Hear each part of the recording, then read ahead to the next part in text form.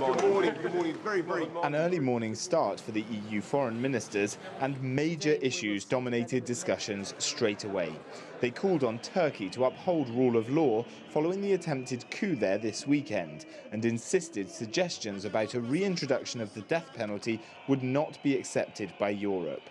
This is no excuse to take the country away from fundamental rights and rule of law. And we will be extremely vigilant on that for the sake not of the European Union or negotiations, but for the sake of Turkey itself and for the sake of Turkish people.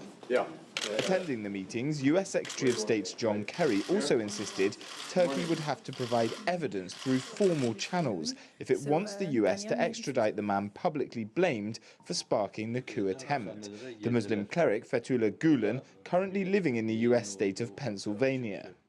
We have received no request for extradition specifically, though President Erdogan, obviously in his public comments the other day, called on the United States to return him to Turkey.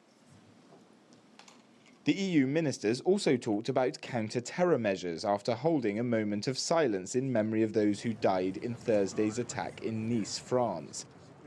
After leading the charge for the UK to leave the European Union, Boris Johnson, on his first visit to Brussels as UK Foreign Minister, insisted his country would continue to cooperate fully with the EU. We must give effect to the will of the people, and Brexit must mean Brexit.